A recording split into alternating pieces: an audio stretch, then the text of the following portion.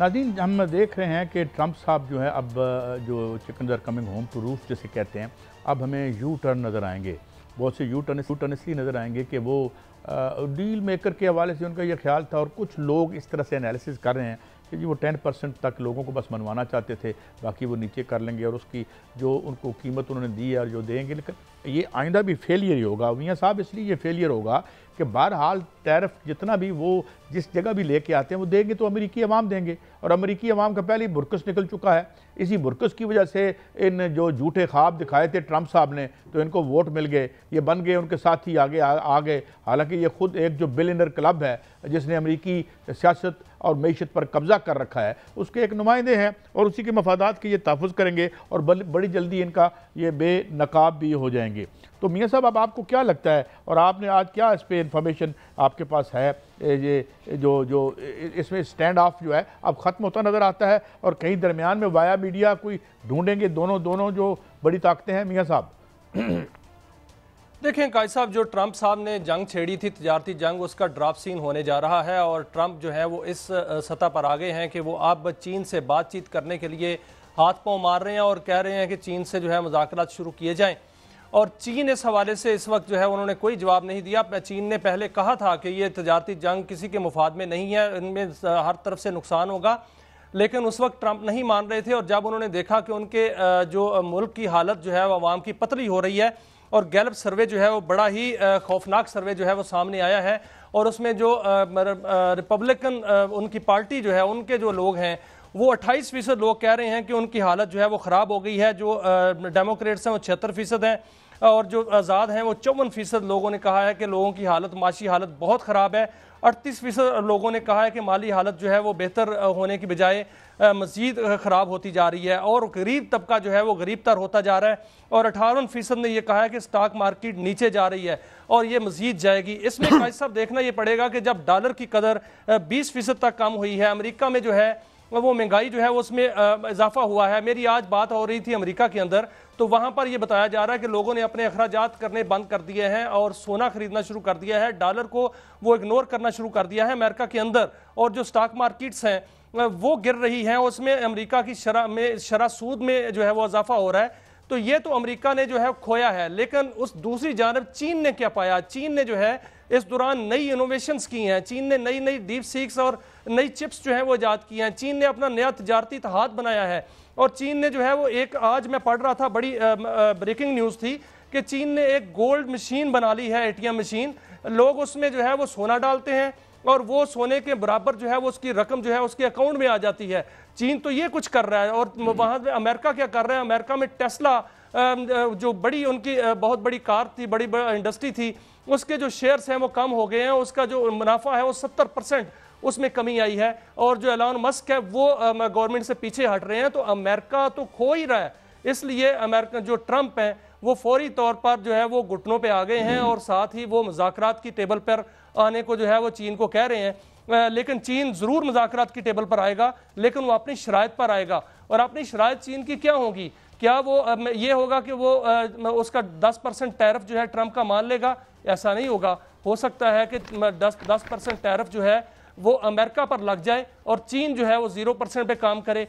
लेकिन चीन से जो खबरें आ रही हैं वो यही आ रही हैं कि वो एक ऐसे पॉइंट पर आना चाहता है जिस पर अमेरिका को भी नुकसान ना हो और चीन को भी नुकसान ना हो। और इस हवाले से जो जितने भी तजारती ब्लॉक बन रहे हैं वो तो तकरीबन बन चुके हैं।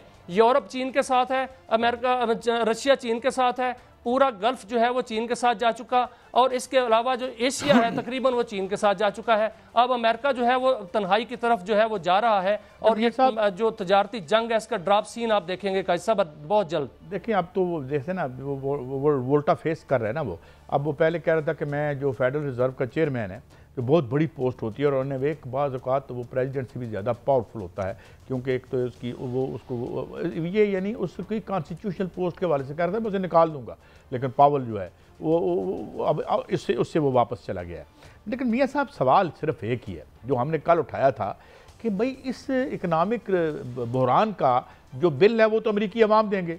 10% टैरिफ हो, 250% हो या 100% हो, एंड यूज़र देगा। बात यह है कि वहाँ पे, और ये तो है ना वो लंबा ख्वाब है कि कीकर लगेंगे और फिर उसमें कांटे लगेंगे और फिर रुई फंसेगी और फिर हम उसको बेच के आपके पैसे वापस कर देंगे। तो ये काम जो है पुराना एक बड़ा आर्किटेक्चरल सा लतीफ़ा है।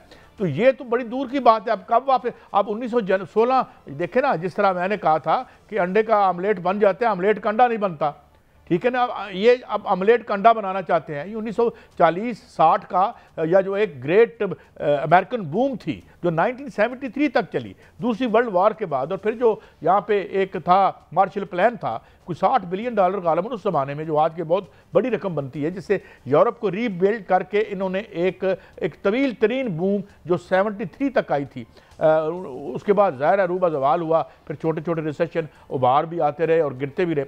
वो कहानी तो नहीं होनी। अब बात यह है कि अमेरिका के जो 150-200 आदमी हैं जो अमेरिका की पूरी मैशत पर मालिक हैं, वो तो एक आना नहीं देंगे। और ये जो पैसा है या ये जो $2.6 बिलियन का डेली उनका डेफिसिट होता है ऑलमोस्ट, उनको अपनी रियासत चलाने के लिए, वो आवाम की जेब से निकालेंगे टैरिफ के ज़रिए, और उनका बुरा हाल होगा। तो ये जो मैं पर्सपेक्टिव दे रहा हूँ, और जिस तरह और बड़े लोगों ने कहा था, ये बहुत पहले प्रिडिक्ट किया था 90s में सोवियत यूनियन के निज़ाम के बाद, कि जनाब अब अगली जो तहरीकें हैं ये यहाँ उठेंगी और यहाँ उठती नज़र आती हैं। जैसे मैंने आपको बताया कि 7 जून को एक बहुत बड़ा जुलूस हो रहा है कि भाई डोंट टैक्स दी वर्क, काम पर टैक्स मत लगाओ, जो पैसे अर्न किए जाते हैं उन पे लगाओ, और उस प्रोपोर्शन से लगाओ जिस प्रोपोर्शन से वो अर्न किए जाते हैं। तो मेरे ख्याल है this crisis may be resolve हो जाए कि इनके दरमियान कोई एक चीज़ बन जाए कि भाई बस करें, ज़्यादा ही ना नुकसान हो जाए, मगर इसका बिल तो ये अवाम को पकड़ाएंगे, और अवाम को पकड़ाएंगे तो मेरे ख्याल में mighty American working class will sooner than later be on the move. मियाँ साहब, आप क्या कहेंगे? लेकिन कायद साहब देखें, मुज़ाकरात तो होने हैं, लेकिन मुज़ाकरात से पहले सदर ट्रंप ने बहुत बड़ा नुकसान कर दिया है अमेरिका का, और अमेरिका की जो आलमी सुपरमेसी थी वो ख़त्म कर दी है तकरीबन। आपको उसको कोई भी नहीं मान रहा। आप देखें यूरोप ने मीटा पर और एप्पल पर जो है वो बहुत बड़ा जुर्माना आयद कर दिया है। आज मेरी कनाडा में बात हो रही है कैनेडियन से, तो मैंने कहा कि आप सूबा कब बन रहे हैं अमेरिका का, तो उसने कहा कि हम तो सूबा छोड़े, अमेरिका की रियासतें जो है वो अमेरिका से जो है वो सबसाइड करते जा रही हैं और वो अलहदा होने जा रही हैं। और दूसरी बात जो चीन की बात है, चीन तो अपनी जगह कायद साहब उसने बहुत बड़ा गेन किया है इसमें, जो तजारती जंग है उसने ना सिर्फ मुल्कों को अपने साथ जोड़ा है, बल्कि उसने तजारती मंडियां भी तलाश की हैं। उसने नई मैं वही कह रहा था कि इजादात की हैं जिससे चीन की दौलत में इजाफा हुआ है। हमने चंद दिन पहले ये स्टोरी की कि चीन के जो इकॉनमी है वो उसमें इजाफा हुआ है। अमेरिका की इकानमी गिर रही है लेकिन चीन की इकानमी बढ़ रही है। उसकी वजह क्या है? उसकी वजह यह है कि उसकी जो तजारत है उसमें कमी नहीं आई, अमेरिका की तजारत में कमी आ गई है।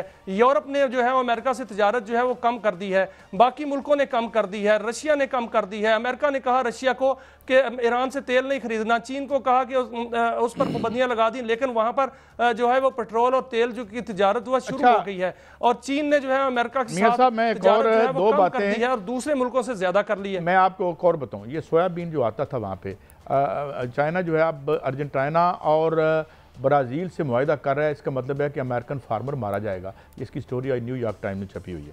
दूसरी बात यह है कि ये एक और मुआहदा हुआ है, रूस और ईरान का जंगी मुआहदा हुआ है। ये मैं बहुत अरसे से हम प्रिडिक्ट कर रहे थे कि एक पर हमला, दोनों पर हमला तस्वुर होगा। तो ये भी एक बहुत बड़ी डेवलपमेंट है। इजराइल जो है फिर ये तो फिर वर्ल्ड वार 3 छेड़नी पड़ेगी अमेरिका को अगर वो हमला करता है ईरान पे। और हम ये जानते हैं कि न्यूक्लियर आर्सेनल और दीगर जो असला है इसके पास, रूस के पास, ये मेरे ख्याल में सेकंड टू नन, ये मतलब दूसरी बड़ी फौजी ताकत है। और फौजी ताकत तो मामले नहीं रह गया, अब तो इतने लीथल औजार हैं कि आपको अपनी ट्रेडिशनल आर्मी की बजाय, तो अल्लाह ना करे ऐसा वक्त आए। जी मियाँ साहब, ये भी एक बड़ी डेवलपमेंट और ईरान की बहुत बड़ी सक्सेस है। मियाँ साहब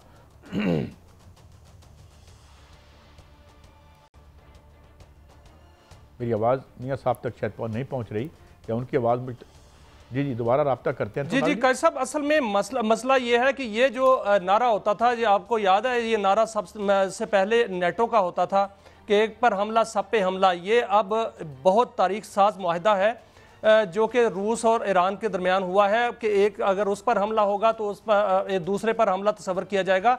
इसका मतलब क्या है कि 2 बड़ी ताकतें जो हैं वो आपस में मिल गई हैं, और अगर कोई हमला इजराइल ईरान पर हमला करता है तो रशिया जाकर जो है एडवांस करेगा, और रशिया एडवांस करेगा तो फिर क्या इजराइल बचेगा?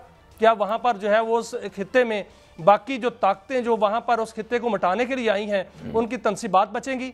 तो ये थर्ड वर्ल्ड वार की जानब ही चीज जो है मामला बढ़ रहे हैं। लेकिन एक बड़े इत्तेहाद जो बन रहे हैं, नेटो टूट रहा है और दूसरी जानब जो है वो अमेरिका तन्हाई का शिकार हो रहा है, और इस तरफ जो है वो इत्तेहाद पे इत्तेहाद बन रहे हैं जो कि दफाई इत्तेहाद भी हैं, तजारती इत्तेहाद भी हैं और इलाकाई और मुल्की इत्तेहाद भी हैं। ये बहुत बड़े इत्तेहाद जब बन जाएंगे तो फिर अमेरिका क्या करेगा, इजराइल क्या करेगा, वो किस पर हमला करेगा? क्या वो ग्रेटर इसराइल का उसका ख्वाब पूरा होगा?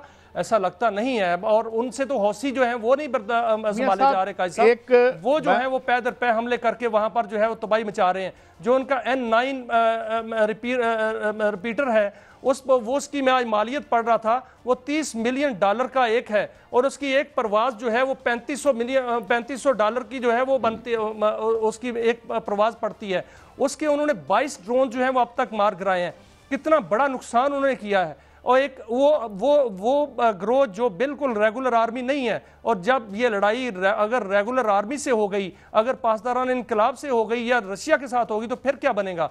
इसलिए उनको होश के नाखन लेने चाहिए। मेरा ख्याल इस तरफ सोचना शुरू कर दिया सदर ट्रंप ने कि अब जो उन्होंने एक तजारती जंग छेड़ी थी और साथ साथ ये भी जारहियत करने जा रहे थे कि गजा को नया बनाएंगे, हम उस पर कब्जा करेंगे, कभी वो यूक्रेन पर कब्जे की बातें कर रहे थे, अब शायद वो इससे पीछे हट जाएं और मुज़ाकरात की जानिब आ जाएं। कैसा